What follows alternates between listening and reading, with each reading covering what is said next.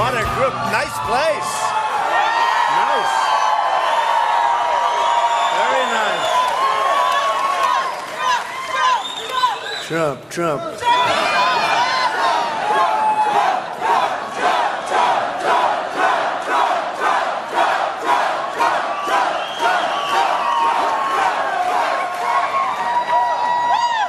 I was telling some of the folks backstage, I never, ever thought we'd do this well this fast. This has been so incredible. What's happened all over, but what's happened in Iowa, it's been really incredible. We've had some amazing results, and they continue to come in. Get a little shake-up in Iowa. I don't know what's going on. Somebody said, are you going straight to New Hampshire? Now, I love New Hampshire. We've got great numbers, 38-12. That's good. But we fell a little behind in Iowa, and some people are saying, how can it be? And I come out, I was just telling a group, we have the biggest crowds, we have the most enthusiastic crowds. Everybody said, and it's true. I mean, look at this. Somebody else would come, they'd have like 50 people, and they wouldn't need this room, believe me. But everybody said, without question, in every poll, this isn't just here, that the people that are with Trump are with Trump. They don't go anywhere. They're staying. It's true. I see it. And we've seen it. You know, a couple of times they say, well, that could be the end. Then they do something, I'm 10 points up. It's the craziest thing, right? But we'll take it. But they say the people are we have the most loyal people by far, and everybody says it. The other thing they say is for leadership, number one. Very important, right? Don't you think? Leadership. I mean, when leadership is number one, they say on the economy, without question, number one, and by a lot. So, you know, it's great. I thought I'd talk a little bit, and I want to take some questions. You know, we could do a little question and answer, right? We have all these cameras going back here, and you know, it's always tough when you're on live television all the time. Look, we have 10 topics, right? How many topics? 10? How many different ways can you talk about the 10 topics? The bottom line is we want results, we want to get it done.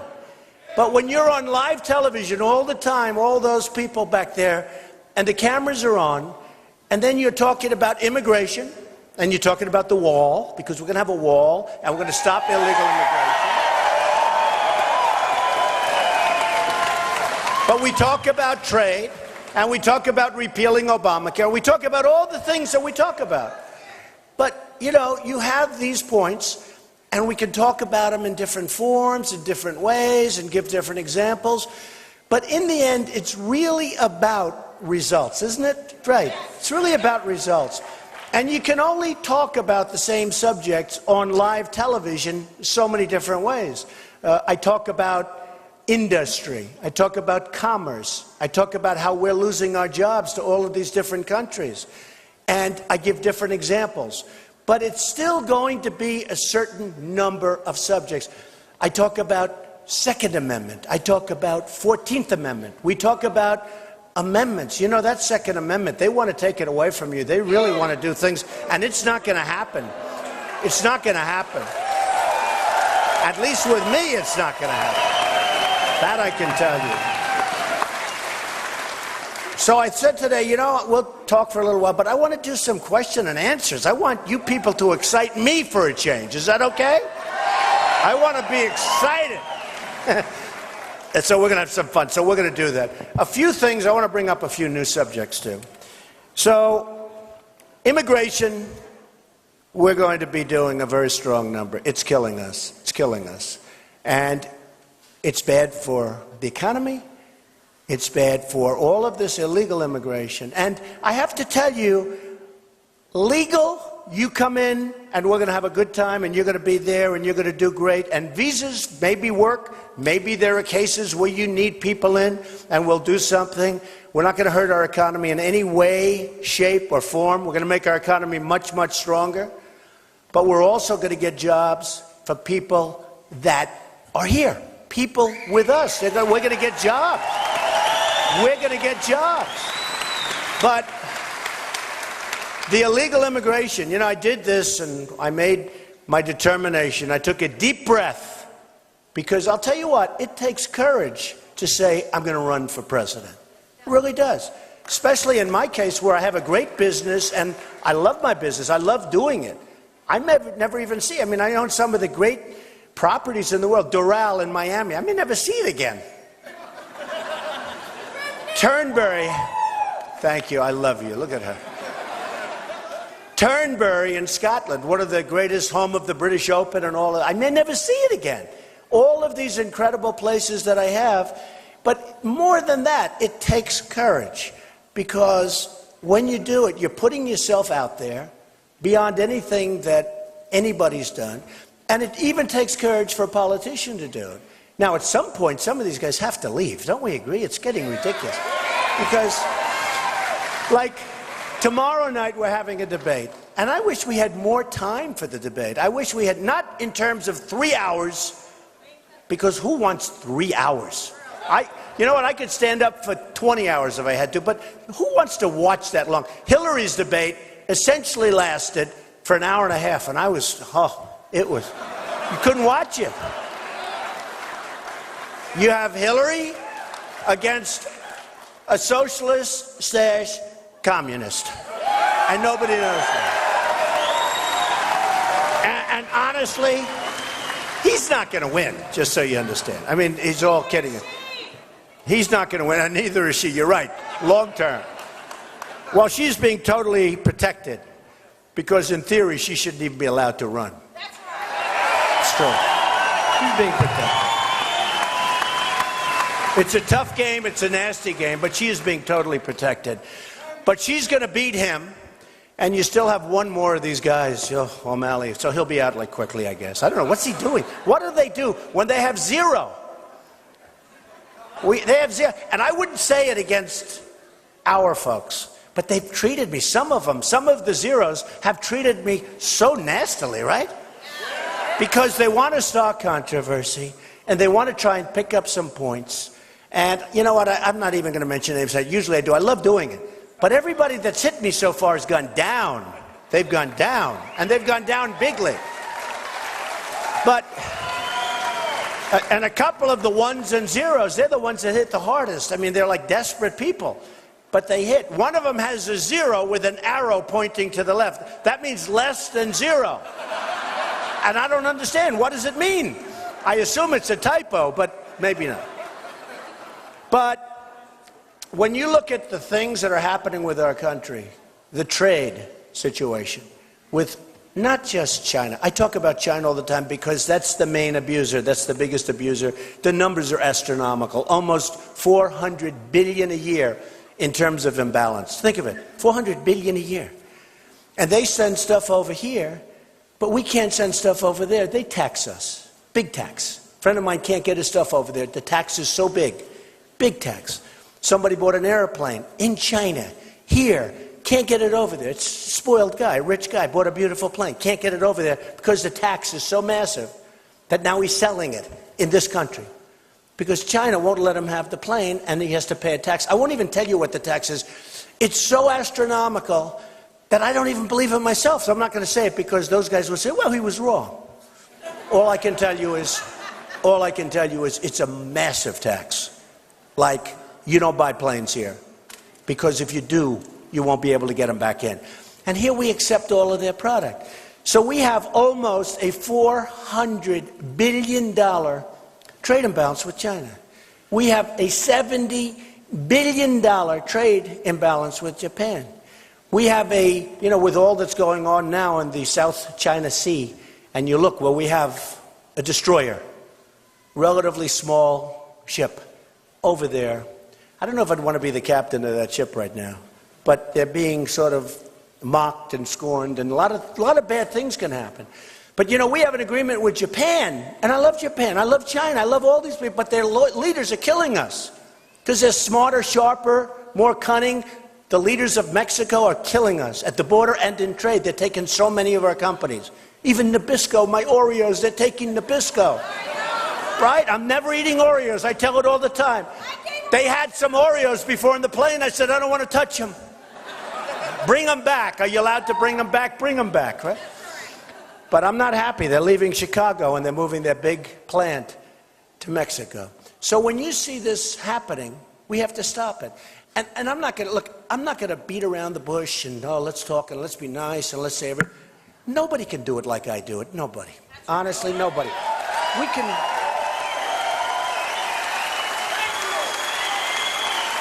I'm not saying I'm perfect, because I'm not perfect. Nobody's perfect. But thank you. I love this guy.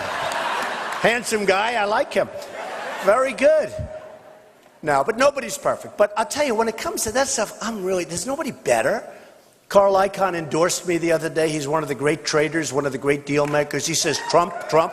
You know, and he's not somebody that just do it.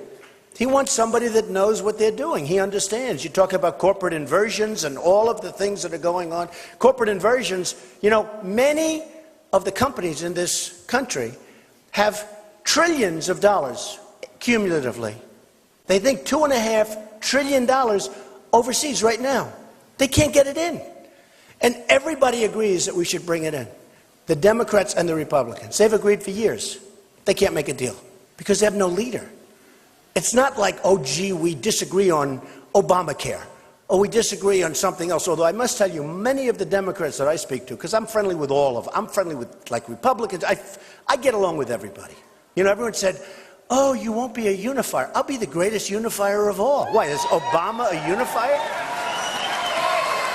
But I will tell you, many of the Democrats that voted for Obamacare would never have done it now, and they were lied to. 28 times, right? You can keep your doctor, keep your plan, keep your this, everything's going to be great. Turned out to be a total lie. 28 different times that they know of, and they wouldn't have done it.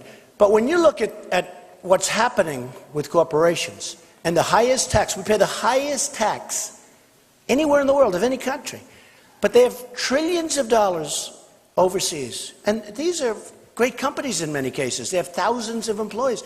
They can't get their money back. And the reason is bureaucracy. It's very hard. And also, big reason, the tax is too high. They don't want to bring $1 million back and pay $300,000 or $350,000 tax. They'd rather leave it over there. And if they bring it back, they'll be using it to invest in our country. I mean, a lot of good things will happen. I happen to believe it's more than $2.5 trillion.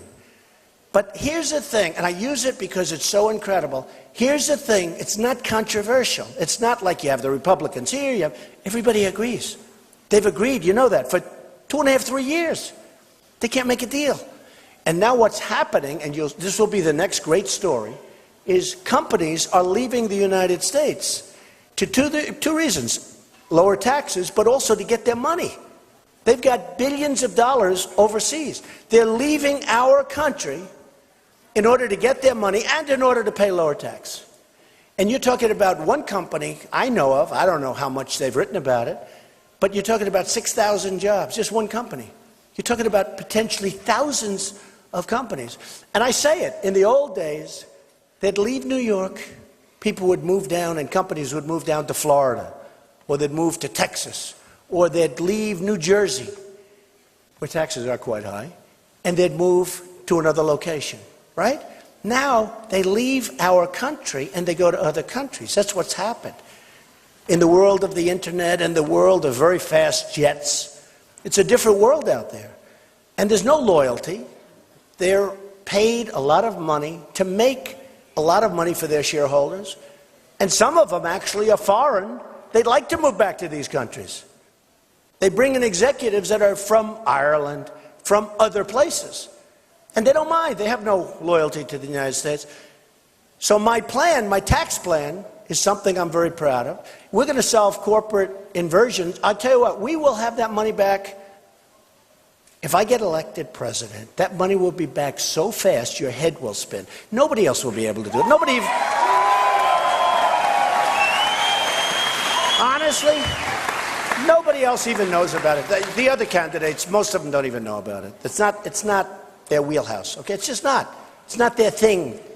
It's not their thing. Their thing is getting reelected. That's what they're good at. They get reelected, and they make promises, and they're all talk, and they're no action. And the same thing happens with these politicians. It's always the same. So we have so many different things, and what I've done with our tax plan, which is something I'm very proud of, we've brought it down into a few groups, because right now, You have to go out, people that aren't doing well, go out and hire companies to help them with their tax plans. They'll pay $500, $1,000 because it's so complicated, and we're going to make it nice and simple. And we're getting rid of carried interest, which is something that a lot of rich hedge fund guys love, but we're getting rid of, they don't love me so much anymore, but I don't care. And we're getting rid of a lot of things, so we're going to have nice, simple tax returns. Somebody said, oh, why isn't everybody paying? You know, 40%, a big percentage, will not pay any tax at all, people that are doing badly. They said, well, I won't use the candidate's name because I don't want to insult any candidates when they can't defend themselves. But they said, we want everybody to pay at least something. And I said, I agree. Here's the problem. From the standpoint of bookkeeping, from the standpoint of bureaucracy, you're talking about millions and millions of returns. You're talking about building the IRS even bigger. And it's a monster. And I could cut it down, way down. And the money that you're talking about is far less than the administrative costs. So I said, I agree, except for one thing. From a practical standpoint, it's too much. Most of these people aren't paying anyway. What I want to do is bring our jobs back from China, bring our jobs back from Mexico.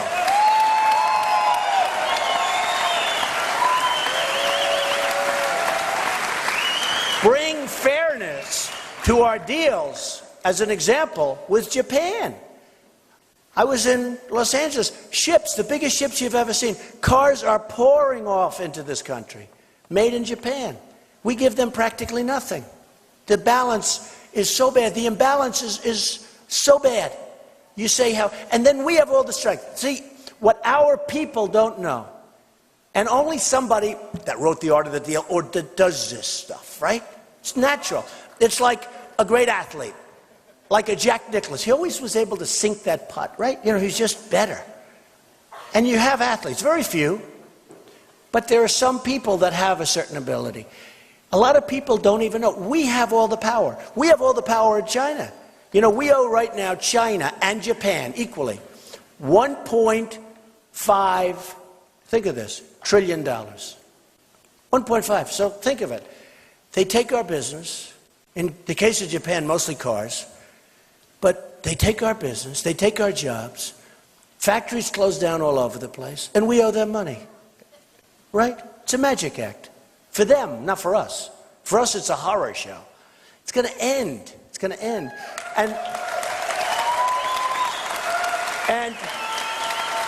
And people like Carl Icahn, and people like the best I know the best negotiators in the world. Some of them I think are horrible people. I'll be honest with you. I don't care. Do you care if they're horrible people? Who cares? We want... Now, Carl happens to be actually a very nice guy, but he's a brilliant negotiator and a tough cookie, and he's built a fortune. He doesn't want money. He doesn't want to say, oh, give me $200,000 a year in government money. He wants to do it. He's proud to do it. He wants to help the country. And it's so easy for him. For instance, if I said, Carl, do me a favor. The trade deal we have with China is so unfair. We're losing $400 billion a year, Carl. Do me a favor. Make it fair. I don't have to give him a big speech. I don't have to give him a big speech.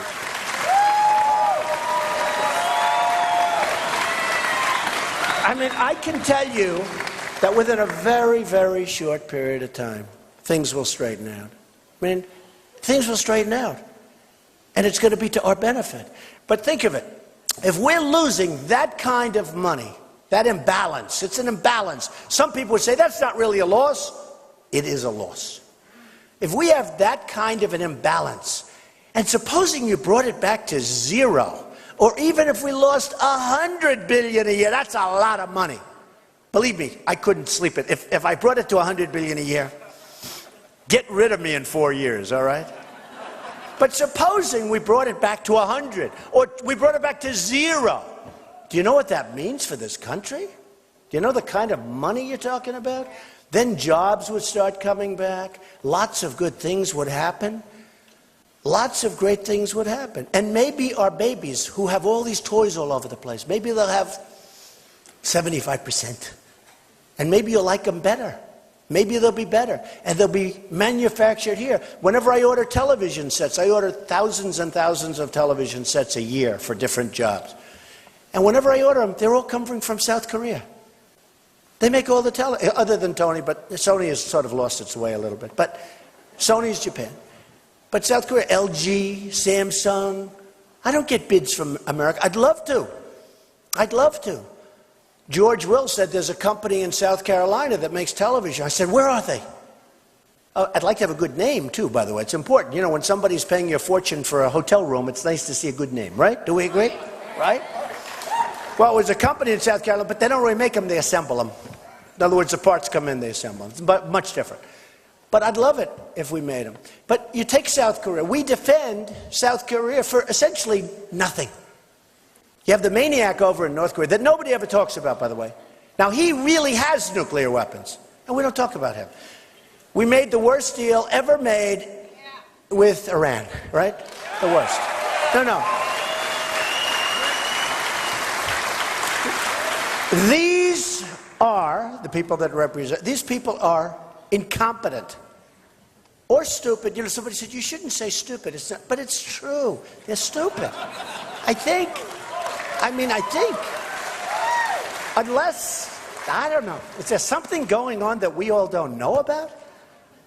Think of it. Point after point, we lost. We lost everything. We're giving them $150 billion. It's hard to believe. They're going to have all the, they don't have to develop. I tell somebody, they don't have to develop nuclear. They can buy it. What the hell do, why should they develop it? They can buy it. And now all of a sudden they're going into Syria. They got so much money. They're a terrorist state. They're going into all of these different places. We're fighting them in Yemen, and yet we're making a deal with them. So why don't you say, hey, Yemen, out. Our prisoners, I want them back. I want them back. I don't want them over there. I want them back. And all we have to do, very simple, is if you have the right messenger. I'm the right messenger. You know, I've gotten to a point where I have to be braggadocious. It's terrible, right? Because I can't be so nice and say, we can all do a wonderful job. People can't do this kind of stuff. For instance, the wall. I said, I guarantee you that we're going to build a wall. It's going to be a real wall. We're going to have people come through, but they're going to come through illegally, or they're going to come through with visas, which is the same thing, if we need it.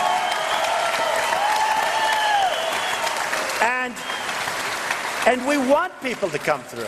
I want people to come through. I don't want to say no. But we have at least 11 million. You know, the scariest is nobody has any idea how many. You know, we've been hearing that number for years, like 11 million. We have no idea. I spoke to one of the top people. They have no idea. Might be 5 million. Might also be 32 million. Nobody could be 50. Where is he? Stand up. He might be closer than anybody else. Probably is. But we have to get them out. We have to, look, it's harsh. Dwight Eisenhower, we all like Dwight, right? Remember the expression? Right? Dwight. I go, remember the time he got elected? I like Ike. How could he be bad? All right? And I think he was a nicer general than MacArthur and Patton. And I like Ike as a president, but I loved Patton and I loved General MacArthur. I loved him. And we're going to find ourselves a Patton. And we're going to find ourselves, because we have a lot of smart guys in our military and women. We're going to find ourselves a Patton. Yeah, right here. I'll be the Patton. But we're going to find a Patton, and we're going to find a MacArthur. And I'm really good at that. We're going to find great people. Because, and I've told this story, where I watch these generals go on television. They shouldn't be on television. They shouldn't be talking. You know? They shouldn't be talking. They should be doing. And they asked a certain general, I'm not going to insult him, it was like a month and a half ago, on a show, a talk show. I said, here's General so-and-so, what are the top people? I could even say the top. I said, what's he doing on television? And he's saying, well, ISIS is very tough. You know, they're spread out. By the way, they took the oil that I said take. Remember I said take the oil? Always, take the oil. They're being funded by the oil that I said take. I don't want their damn oil, but you know what? It turned out to be another benefit of having it. Take the oil. And we didn't do it. We shouldn't have been in Iraq in the first place, and I said that in 2003. Shouldn't have been there. We totally destabilized the Middle East. We totally blew it. But we were there. Then Obama announces, because he's so predictable, we are leaving on a certain date in a year. Right? I couldn't believe it. I'm sitting there saying, did he really say that? He said, we will have all troops out by a certain day, right? Did he say that? And I said, no, tell me, please. Because I'm sort of a natural, like things, like, I'm a very smart guy, but I know a lot of smart guys wouldn't pick that up. I pick it up. I say, oh, you know another one I got high marks on from every poll? Military. They think I'll be the best in the military because they say I will be, you know, I always say I'll be the greatest jobs president that God ever created. I will. But everybody knows that, especially God. Everybody knows that. But you know what I'll be? I'll be great at the military. I'll be so good. And I'll know when. And I'll build our military so strong, so tough, so incredible. Nobody's going to mess around. We're never going to have to use it. We're never going to have to use it.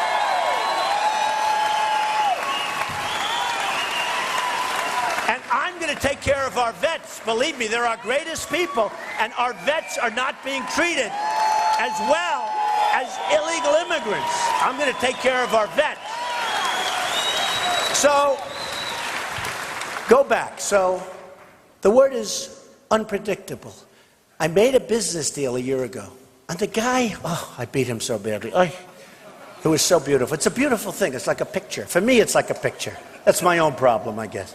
But to me, it's like a painting when you can do something like that. So I made this deal, and it was great. And they did a story on me recently, and it was a nice story.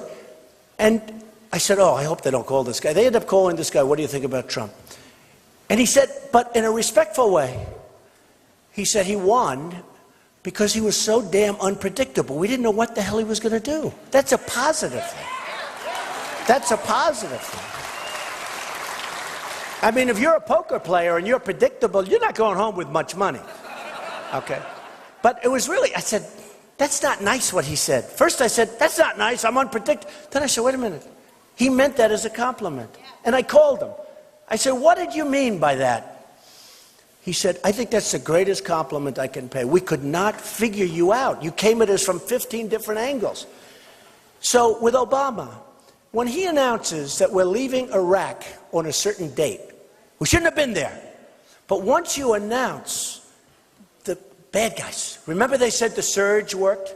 You know why the surge worked? Do you know why? Because the bad guys all moved back. They said, hey, what do we have to get killed for? I mean, these people don't mind being killed. Can you believe it? But they say, if we don't have to, let's not. So they moved back, and they said, hey, they're leaving in what was the date? Do you remember the date? Specific date to the day. We will have all troops out. I am a great president. So the bad guys, meaning the opponents, whatever you want to call them, they just said, they're leaving in a year. You're going to have all the troops out. Let's go back. What do we have to be shot at for the next year? And what do we have to do? Because if we do well, maybe he'll change his mind and stay. So let's let him think he had this great victory with the surge, right? The surge worked. It didn't work. What happened is everybody pulled back. They said, let's wait. Now we leave because of a lack of leadership. We leave, and boom, it comes apart. That's what happened. That was the surge. Everybody talks so much, the surge was so great. The surge was great because everybody knew. They knew what was happening. They knew it was going to happen. They knew we were leaving, even through Bush. I mean, honestly, they knew we were leaving. We were fed up. So they pulled back and they say, let's get them out. Everybody wanted to leave. Now, I would have done it differently. Even if I wanted to leave, and I might or might not, I won't even say. People say, Mr. Trump, what's your attitude on ISIS? When will you attack them? Where? I say, I don't want to. I have a real chance of winning. I don't really want to tell you what my attitude. I want them to guess. I don't want to really tell you. I mean, the one bad thing about our system, we have a system that's got flaws, let's face it. Hey, look at our leadership. It's got flaws. But you know the one bad thing? When I give that answer, they say, although some people, I see it here, some people say, we love that, we love that. But when I give that answer, people say, oh, Trump doesn't know. He doesn't know. He didn't give an answer as to exactly what he's going to do. Exactly. What is he going to do? And I know exactly what I'm going to do. And eventually, after I was asked the question by 10 different reporters, all of whom are here tonight, by the way, I said, you know, here's the problem. If I don't give the answer, I'm not going to win. Because they write so incredibly negatively. So if I don't give the answer, I'm not going to win. They're going to say Trump wouldn't give us the answer. They don't know its unpredictability. They don't know its strategy. And I said it. For a period of time, like a month, I was saying, I don't want to tell you because I actually have a chance. Because from the time I announced, I've been at the top of the polls, almost at the top. You know, we're doing well. Iowa, will you get your numbers up, please? Hey.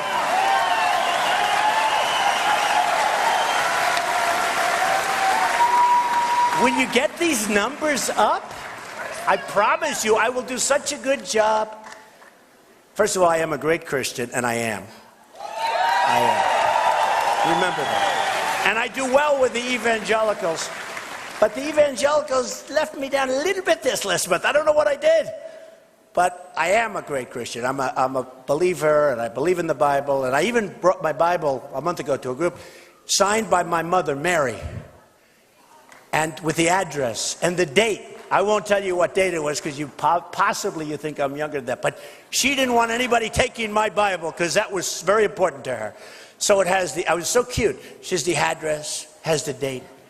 But I said to myself, you know, so by the way, before I forget, will you get the numbers up, Iowa, please? This is ridiculous. I mean, what is my competition? In all fairness, what is my competition? Do you think these guys, I'm not going to say Carson. I'm not going to say Rubio, who really is way down. I mean, I am second. It's not like terrible, but I don't like being second. Second is terrible to me. But do you think that Ben is going to go to China? These guys are fierce. Like they come into your office. I've made many deals with China. I've had great victories in terms of deals with China. They come into your office. There's no, hello, how are you? It's a wonderful day. They come in. We want deal. There's no games. I do this for a living. I'm really good at it, folks. Really good. And, you know, when you talk about energy, I'll tell you one thing. Everybody agrees, ooh, do I have energy? Ooh.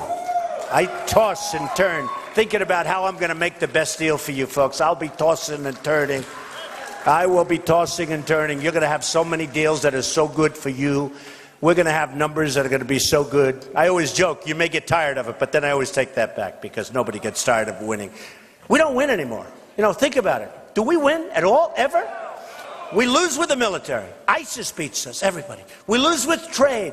When are we going to come back and say, we beat China on a deal? When are we going to come back? We beat Japan. Do you know that everybody said, oh, Japan, they have so power over us. They have so much power because we owe them 1.5 trillion. And they send all those cars. No, we don't. They have no power. If we ever say, listen, you're not going to treat us fairly, we don't want your cars anymore, they go out of business, folks. They're gone. Same thing with China. China's not even doing that well.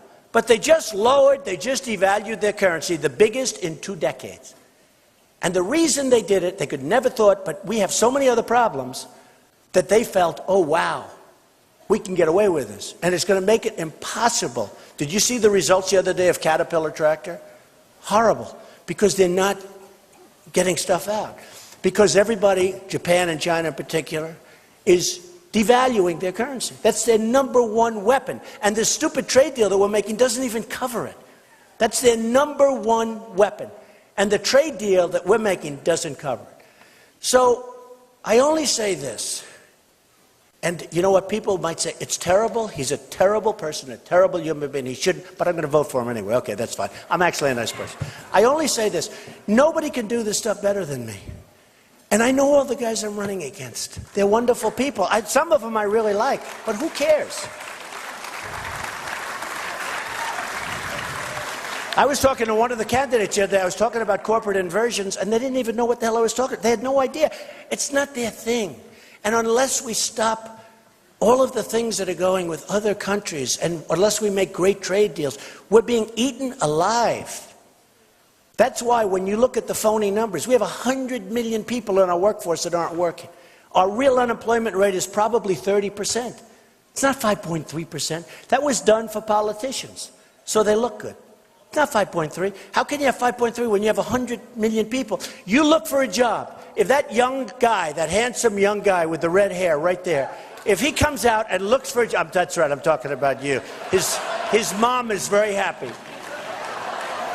But if he comes out and he goes into the workforce and he looks for a job and he goes through college and all, and he does well, and then he can't get a job, and when he gives up, because at some point after months you give up, they essentially consider you employed. It's the most ridiculous thing. We have a tremendous tens of millions of people in that position. They can't find jobs. They're good people. They want to work. They can't. But it's not reflected in the real numbers because the politicians want to look good. So let me just, before we take some questions, I'm going to talk about something I've never really talked about on stage, but we should talk about it. It's called super PACs.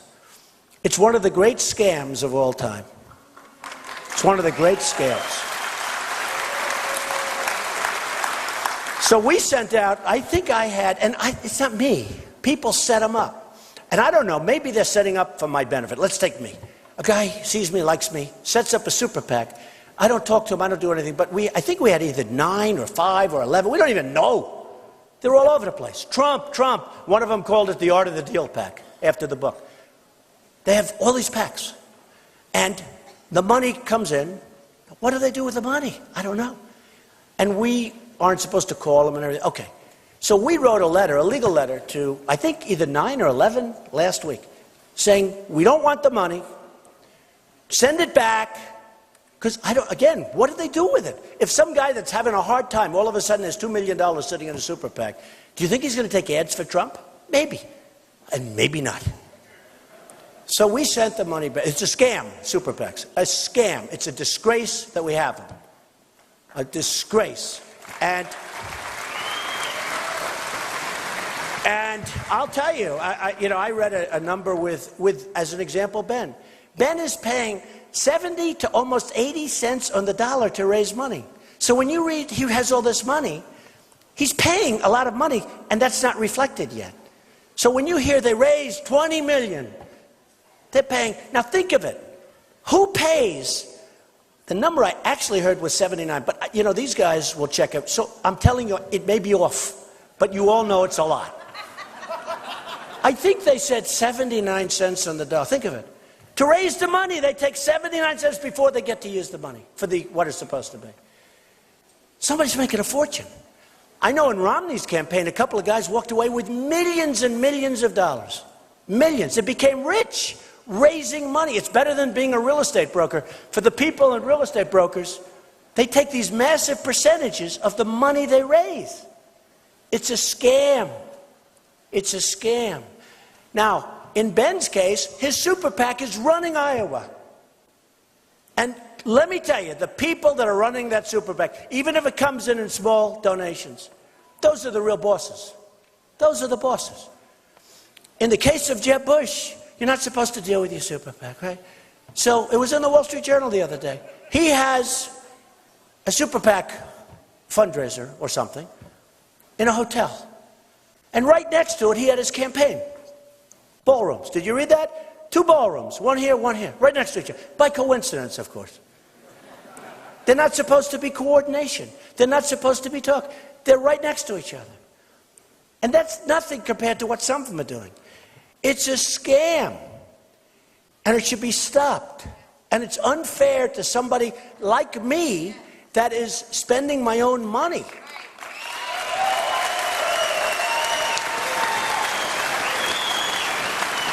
And what happened, and I haven't talked about this before, but I'm seeing what's going on. It's horrible what's going on. What happened is last time when they had the super PACs, I actually think there was sort of a wall. They call it the wall. And this is a wall too. It won't be as good as the wall I'm going to build, but this is a wall. But there was a wall. And they didn't deal. I mean, even though like Bush has a friend of his running a super PAC, I'm sure they never talk. I'm sure. What do you think the chances are that they talk? 100% or 99%? 100. I say 100. I say 100. Only a foolish person would say 99. But whatever. They're not supposed to. But they put a friend in there, they put other people in there, they put whoever. And that's the way it works. And in some cases, I hear in Ben's case, I hear in other cases, they're literally running. I mean, had Walker done this, in all fairness, because he had money in the super PAC, but he had no money in his campaign. And he was unable to figure out this is what they're all doing. That's why he's out of the race, because he couldn't figure it out. But the whole thing with super PACs is a horrible, horrible scam. So I sent letters last week to as many as we could find. They're all over the place. We want you to close the super PAC. We want nothing to do with it. We don't want you to advertise for us. We don't want any of the money.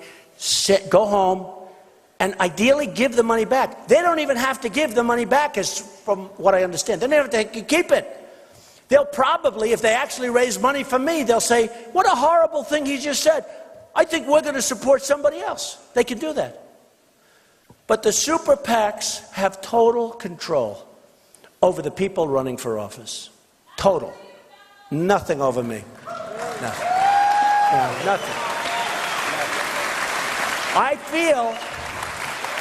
I feel it's very unfair. I mean, I feel it's a very unfair situation. Now, if they want, they could have full disclosure and everything else, let the candidates get everything, but what are they doing with this whole thing? And I think it makes dishonest people out of people that might be honest. But the super PACs are controlling your candidates, some more than others. Some are unbelievable. And what the press should really do is take a look at how much money is left. When you read that Ben raised $1, how much is left after he pays all of the consultants and all of these people? How much is left to spend in the campaign? You'll be amazed. I mean, it's so little. Bush, the same thing. And I'll go over, there are other names. I know every one of them. But it's a horrible thing that's taking place. And again, last cycle, at least they went through the motions. Now they're not even going through the motions.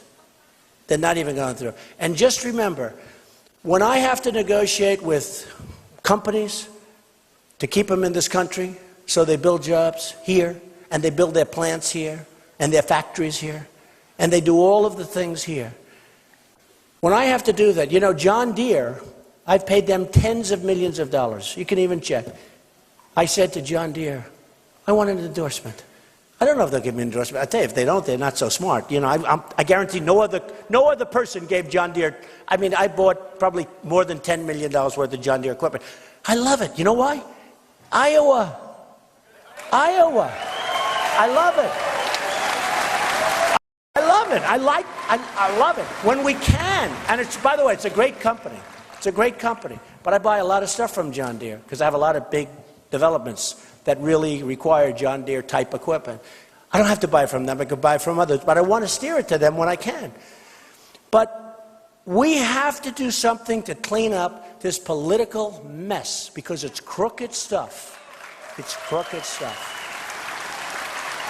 And it's got to stop.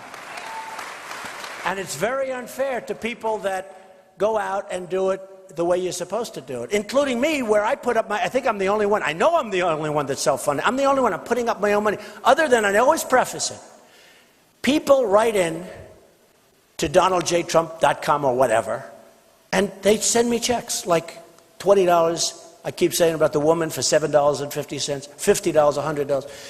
Because I don't want their money, but if you send it back, it's totally insulting.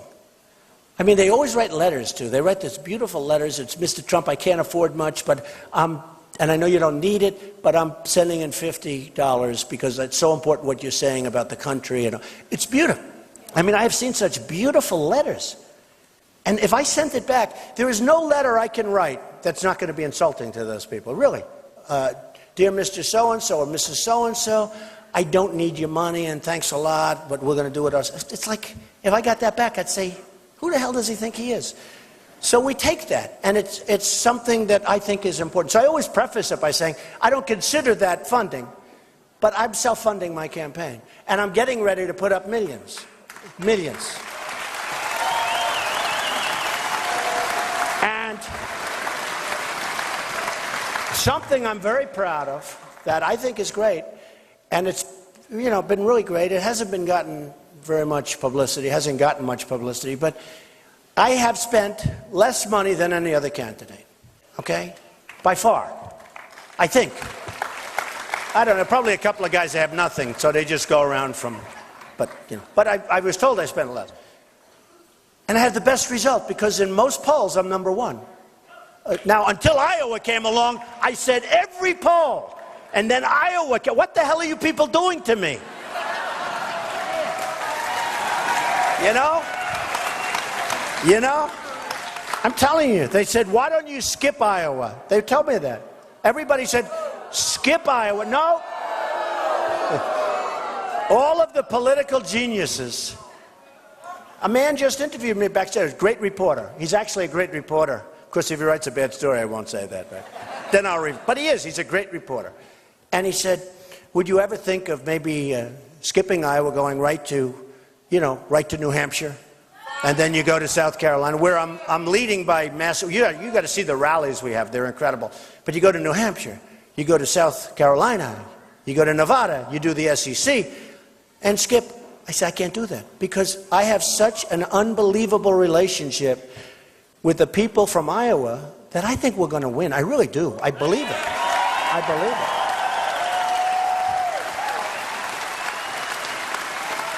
And I don't want to skip Iowa. I think we're going to do well. I think we're going to do great with the evangelicals. I think a lot of things are going to come out over the next period of time that are not going to be so good for opponents, honestly.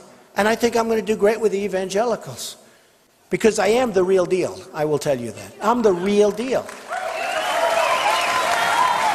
So, I told these political pros, I hate to say it, but the last long number of elections on the Republican circuit, the person that won Iowa did not get the nomination, okay? I want to take away some of your mustard. Do you understand that? So could we and please do me a favor, let me win Iowa, and then I'm going to win. I'm telling you, we're going to win New Hampshire. And we're going to win South Carolina. A great poll just came out on North Carolina just a little while, a PPP poll. It was great. Some of you saw that. But great poll. But we're going to go on. We're going to win. We're going to win. And they actually, one of the pundits, because you have some smart pundits and some very, very dumb pundits. A lot of the pundits that said, he'll never run, he's not going to run now, they're still trying to recover. But one of the very smart ones said, if Trump wins Iowa, it's over. It's interesting, because it'll go right through. Because everywhere else, it's so great. And I thought it was good here. Come on. Okay, so that's the end of that. But I want to tell you, I refuse to say, get your asses in gear. I will not say that. I will not say it. I will not say it, because I don't want to use anything that's even a little bit off. So will you please do me a favor and work with my people and go out on February 1st and vote and give us a victory? And if I win Iowa, we're going to run the whole table. And we are going to make such great deals, and we're going to have such a great military, and we're going to take care of our health care without that crazy Obamacare that's a nightmare. So I'm sticking with you people. I'm going to spend money here. I have a great team over here, and I will tell you, I'm going to spend a lot of time here, and I really want to win Iowa, and I think we should, and it's so important. And it's about time that Iowa could have a victory and let that person go into a total victory. Okay? Not like over the last, right? Okay.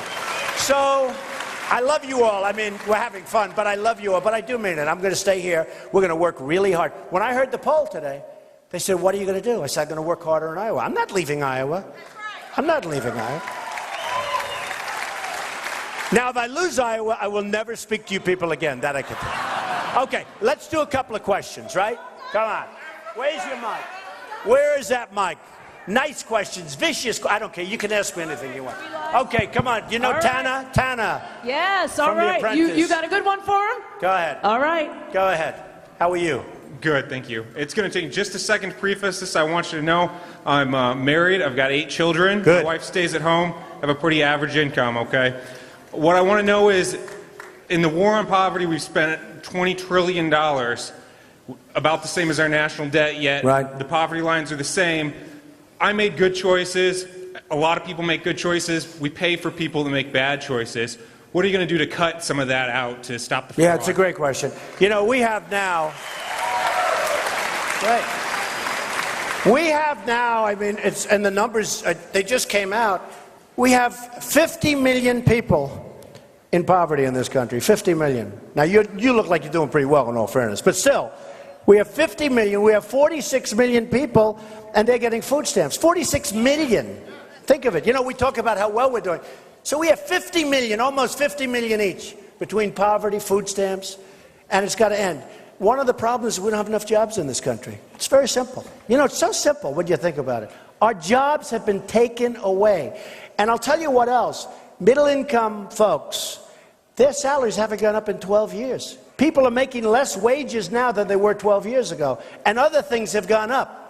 So they're really doing much worse than they were doing 12 years ago. But that's an amazing stat.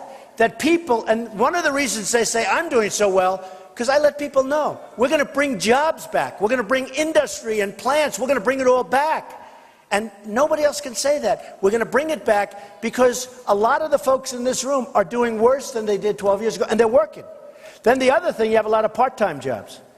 I have some people that I know very well, and they've had a job for 20 years in the same place. All of a sudden, they're working part-time because of Obamacare. Because from an accounting standpoint, it just works better. They love the owner, their stores and things. They love the owner. They think the owners are great. But the owner's forced to make part-time. They have part-time jobs. They work all their life. They have a wonderful company that they're working for. And now all of a sudden they're cut into part-time jobs because of Obamacare. Because of the rulings of Obamacare. And you all know what I'm talking about. So they end up being part-time workers. And they don't want to be part-time workers. They don't even like the psychology of being called a part-time worker. And we're not going to have that stuff anymore. We're not going to have it anymore. We're going to have real jobs, and the numbers are going to go up, believe me. The numbers are right now worse than 12 years ago, and that's a shame. Go ahead. Another question? Yes. Mr. Trump, you're going to love meeting Todd. He's a wounded warrior, and I told him how much you love the vets. Todd, what is your question? Hey, Todd. Hey, how are you? These are our greatest people, the wounded warriors. These are the greatest. The best. Great, Todd. Lost my train of thought there. Is that your daughter? It is. Wow, she's so beautiful. Yeah. Wife? Wow, beautiful. What a family. Good. Okay. I want to come. I got to say hello to Todd. Look at this guy. No, I told him you love him. What a look. Hold it, Todd. Wait. Didn't I tell you how much he loves his vets? I told him about you. That's a perfect family. Beautiful family. Go ahead, Todd. I just wanted to ask, one of the real struggles after 21 years of active Army service, especially with 101st Airborne that deployed constantly, what else, with the current administration, warrior care is lacking, to say the least, and especially after, post-service. My wife, April, here is my full-time caregiver, compensated by the VA. I don't work anymore since I was told I was leaving the Army. What else will the Trump administration do better than the Obama administration? Is the VA not doing the job? My wife could help you with that. Right now, he needs some more treatment, and I'm being told from the VA that you have to go through this new choice program, but we can't get the appointment. Like, he's not all the time in the wheelchair, but... Will you write out your card? Oh, yeah. You're going to write out your card, and I am going to put pressure on the VA like you won't believe. Let's see if we can get that, right? Look how beautiful. Look how beautiful. Okay, so we're going to have, hey, I tell you what, as president, I can guarantee it. As Trump, I can say I'll probably be able to pull it off anyway. Because they know it won't stop. It'll be easier to take Todd and just say, look, we're going to work with you, Todd, okay? So will you get me that number and everything, and we'll make sure that everything gets... And somebody else, who else over here? You had problems with the VA also, huh? Terrible? I just hear terrible. And we're going to solve that problem. You know, it can be solved because the waits now for the VA are longer than they've ever been. Oh, it's nice to see you people back there. It's about time. What am I doing there? Why didn't you give me this? But the waits now are worse than they've ever been. Thousands of people dying waiting for a doctor. Okay, dying.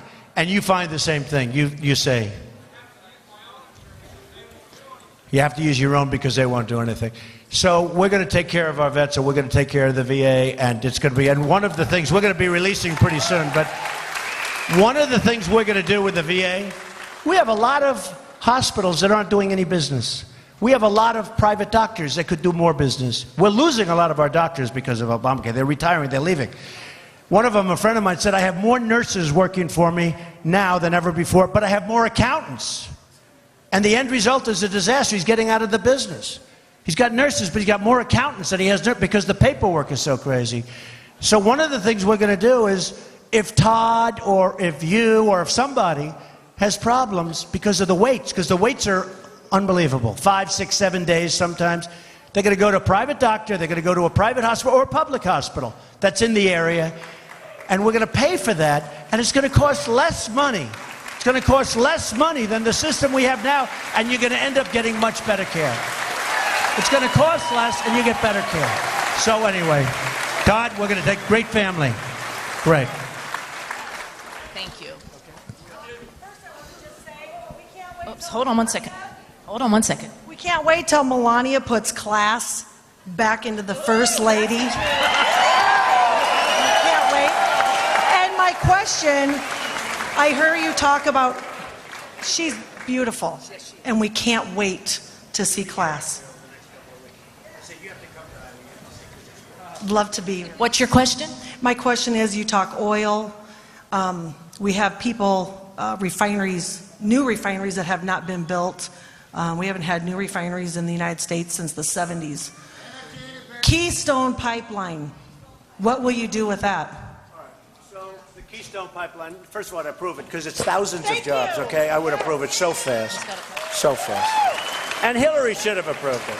You know, Hillary wanted to approve it, but she's been dragged so far left that she's, you know, forget it. It's a disaster. So I would approve it. But with that being said, I may want to make a better deal. Because you know what? We're bringing oil from Canada, right? I may say, I want 10%. We're going to approve it, but I want 10%, 15%. Because the truth is that the Keystone Pipeline was better a while ago than it is now. Because we have so much, because of new technology, we have so much energy underneath our own feet with the fracking and all of the other things that have emerged over the last 5 years. We have so much energy, and it's great stuff. We have really great quality, higher than Canada. You know, they have the tar sands, which is a problem for them, very expensive to get it out. We have great stuff. So I would approve it because I love the jobs of building it. I love the jobs of building it. But I may just say maybe we should get 10%, 15%, maybe 20% as that oil flows through our land. You know, maybe we should do that. So I'm going to look into that. But when I approve it, I'll tell you what, when I approve it, it'll be a great deal for the United States. It won't be like, because right now what we're doing is we're approving it. We're not really getting anything. They're putting it underground, and that's good. And that's actually good environmentally, better than having trucks going down the roads, everything else. But that's good environmentally. But we're not getting anything much for it. When I get finished with the Keystone, they'll be happy, and we'll be happy, okay? So it'll be good. Okay. Question? Tana? Yeah, go ahead, Tana. We got one in the back. In the back on the bleachers. I love these people with the shirt. Look at those beautiful shirts, huh? Look at that. Look how handsome he is with that shirt. Oh, yeah. Looks like he's 20 years old now. Okay, go ahead. What do we got? Do you have someone with a question? Who's got the mic? I'll hold it. I'm a physician, and when is somebody going to realize that you can put the insurance companies out of business by slowly lowering the age for Medicare? And once everybody gets to Medicare, they love it. That would put the insurance companies out of business. We'd have one system. Why doesn't anybody have enough guts to talk about that? Well, I'll tell you, in all fairness, Ben Carson said yesterday or the other day that he wants to abolish Medicare, okay? And you know what a disaster that is. Now, I'm sure at some point he'll take it back, but he said he wants to abolish Medicare. And one thing, people do like their Medicare. They do like it. And you are bringing up a point that I've heard before, and we're going to be looking at a lot of different things. But we're going to save Social Security, we're going to save Medicare, and that's the way it is, okay? We're not abolishing like other people. Okay, go ahead, next. You got another one? Okay, Good here we go. point, by the way. Okay, great. Hello. Okay, hi. So what is your plan for the budget, and how do you plan to finance immigration reform? It's a lot of people. Okay, it's a lot of people, but you know what? It's costing us $200 billion a year, immigration in this country right now. And Dwight Eisenhower, I was going to say, he moved 1.5 million people in the 1950s, early 1950s, moved them out. We had tremendous illegal immigration problems. Dwight Eisenhower, nice guy. He moved 1.5 million people out of the United States. And you know what happened? He moved them right across the border, and they came back. And they moved them again, and they came back. They moved them a third time, they came right back. And then, you know, they were tougher in those days. They moved them all the way south. All the way south. And they didn't come back. Now, we have to do it. We have no choice. We either have a country or we don't. And I want them to come back. But I want them to come back with papers. I want them to come back legally. I want them to come back. The good ones. The good ones. Well, but only the good ones. We got some bad ones. You remember the heat I took with illegal immigration? Remember that heat? For 2 weeks, Rush Limbaugh said he has received more incoming than any human being I've ever seen. And then he doubled down. He thought it was pretty good. And he's good. Really good. But you know what? I took a lot of heat. And then you had Kate in San Francisco killed, shot in the back, and so many others. And people started looking. And let me tell you, we have some wonderful people over here. And they're here illegally, but they're wonderful people. Okay? And we'll try and get them back real soon, and we'll do it through a legal process. But we also have some really bad gang members. You know, some of the gangs in L.A., they're made up of illegal immigrants. And we have unbelievable police forces that don't get the respect that they should get. They don't get it.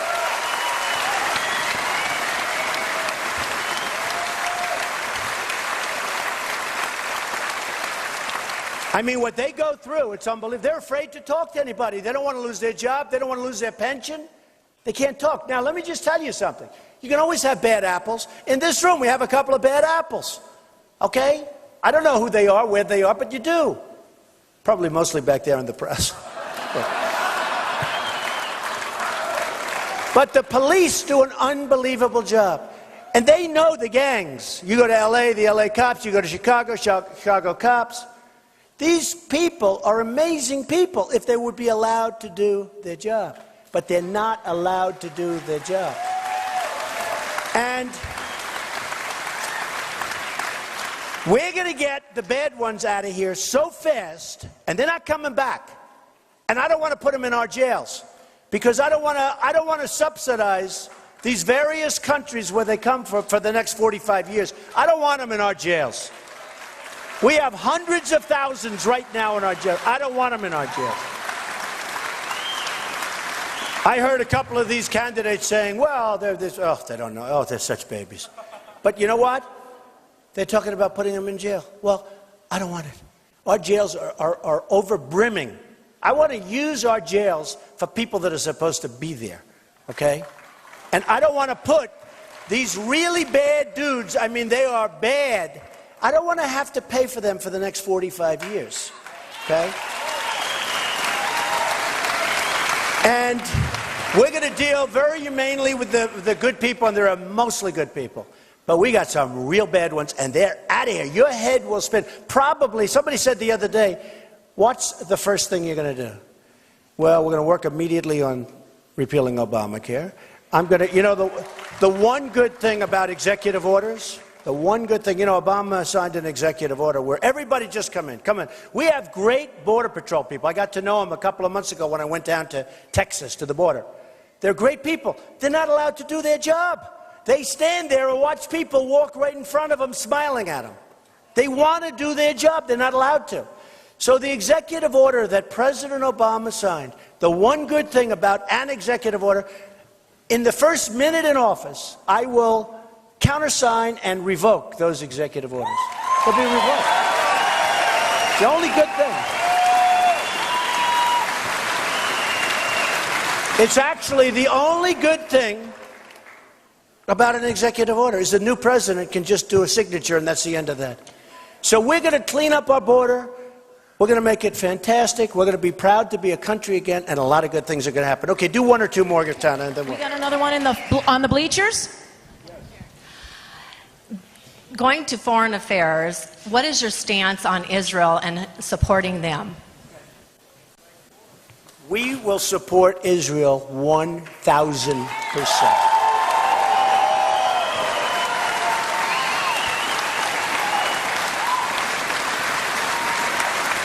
Israel feels so left alone, and I know Bibi, and I know a lot of my friends are from Israel, and they feel so left out. And so many people say, you know, I have so many Jewish friends where they say, why did I support Obama? I think he's the worst thing that's ever happened to Israel. And we will support Israel beyond anything they've ever had before. Okay? That's an easy one. That's the easiest question of the night. Okay, go ahead, Tana. Okay, we've got a young adult. Okay, hello. Hi. My question is, it goes back to immigration reform. Why is your answer then not to strengthen regulations on drug trafficking That'll and be sex part trafficking? of it. That'll be part of it. Yeah. Because I think every issue with the big problems, the big issues on Capitol Hill are very comprehensive, and so I think it's more than building a wall, and I think it's more than just shipping out more. people. But it's, the wall's a big factor. It's 60, 70%. The drugs are a great question. We're going to stop drugs. Look, I told you before, Mexico, 45 to 50 billion. That's not including the drugs. The drugs that are coming across the border are beyond belief. Did you see the picture last week where they had a little wall this big, and they built a ramp for trucks to go over with drugs? Did you see the picture? They think we're playing games. And Mexico's not helping us. Mexico's not helping. Do you know, if you want to become a citizen of Mexico, I love the Mexican people. I have many Mexican people and Hispanics working for me. In Nevada, I'm #1. I'm rated #1 in the polls with the Hispanics. Everyone's shocked. Because the Hispanics that are here legally, those people, they want me, they know I'm going to bring jobs and everything else. They don't want people pouring in. But I will tell you, Mexico has got to help us. You know, if you want to become a citizen of Mexico, if Todd wants to become a citizen, you can't get a more beautiful family. If any of us, if I want to become a citizen of Mexico, well, me, I know they won't take, okay? I was going to say I'm pretty good at getting in things. Now, this is what I'm on. Do you know it's one of the hardest countries in the world to become a citizen of? And yet people pour right through into us. Into us. They call us the dumb Americans. That's what they call us. Because of our leaders. They call us the dumb Americans. If you want to become a citizen of Mexico, you could take the best person in this room, the most qualified. You're not going to do it. They don't do that. And if you're there illegally, and if you overstay, you're bound. You're not going to be there illegally. But if you have a pass for 2 weeks, and you overstay, you're bound. They have cops waiting for you. They have police that say, you know, you have 1 day left. I hear it's unbelievable. I'm impressed, actually. Because to a certain extent, that's the way it's supposed to be. But if you want to become a citizen of Mexico, it's impossible. They don't have anchor babies in Mexico. You're born a baby in Mexico, it's like, bye-bye. Here, you're born over here. Oh, congratulations. We're taking care of the baby for 85 years. Not going to happen. It's not going to happen. No, it's not going to happen. And by the way, this is important. I sort of lucked into this one. The 14th Amendment. It says right there. You know, everybody said you have to go through a whole process. It'll take many years. You have to go through every state. You have to do another amendment. It's wrong. 14th Amendment covers it. And some of the best legal minds in the world said Trump is right. I said, what? I am? I didn't know. I lucked into it. Every once in a while you're lucky. The fact is, somebody comes in illegally and they have a baby. We're not responsible. Now, we may have a court case, but we're going to win it. And a simple act of Congress gets rid of it. And a lot of people didn't know that. Okay? And the reason I said it can't be possible, because nobody could be foolish enough to allow a thing like that. How could it be possible? And we're one of the only countries where that takes place. And honestly, I use Mexico as an example because they're so tough. If that happens in Mexico, they don't even know what you're talking about. What are you talking about? But with us, no good. Not going to happen anymore. Okay, let's do one more question. Make it vicious, violent, make it crazy. And we have it back there in the Okay, bleachers. actually, Mr. make Trump. it nice. Go ahead. Yes. If I don't like it, we'll do another one. You know, you always like to leave on a good. Well, I'm going to give you a Hey, good one. did you ever see like Elton? He does a final, and the song is so great, and everyone's going crazy. And then they're screaming more, more, and Elton will come back, and he'll do 3 more, and the last song's a bomb. And you walk out like this. That wasn't true. Right? You always like to leave on a high, so if it's a bad question, we'll do another one. Okay, let's go. I used to live down the street from Harry Truman in the late 60s. I want to leave you with a Trumanism and then ask a question. Okay. Give them hell, Donald! What will you do about the money the politician government owes Social Security? Well, say it again, what? What will you do about the money the politician/government owes Social Security? Well, you know, the amazing thing is that the politicians in this country live by a whole different standard when it comes to health care, when it comes to everything they have, including what you just said in terms of Social Security. Our politicians live by a different standard, and I think that shouldn't happen. And some of them tried to do it. You know the story in Obamacare. They don't have to take it. They live by a different standard. And that's not going to happen. Everybody's going to live by the same standard. They're going to have the same standard as the poorest person in this room. That's the way it's going to be. All right, do one more question. Tana, do one more question. Oh, one more. Go ahead, Tana. I can't get over there. I'm right here with the mic. Who do we got? Okay. By the way, isn't Tana great? Oh, Right? thank you. You're sweet. She's great. We have a young adult. You know who's also great? Sean Johnson, right? I love Sean. Sean Johnson is great. Go ahead. Hi. I was just wondering who you're considering to be like your running mate or your vice president. Okay. It's a good question, but it's, you know, if I answered that question, we'd have a big, big story. You know that. Right? You know, I'll tell you, it is a question that's asked a lot. I know a lot of good people. A couple of people on the stage that I really respect, I've gotten to respect. But the truth is, too early. I like to get things done first. We got to close the deal. I don't want to think about it. There are a lot of good people. There are a lot of good people. We got to close the deal. We got to get it done. And to get it done, I want Iowa. So good luck, everybody. Thank you very much. I love you. I love you. Thank you. And we'll be back. Thank you. Thank you. Thank you. Thank you, everybody.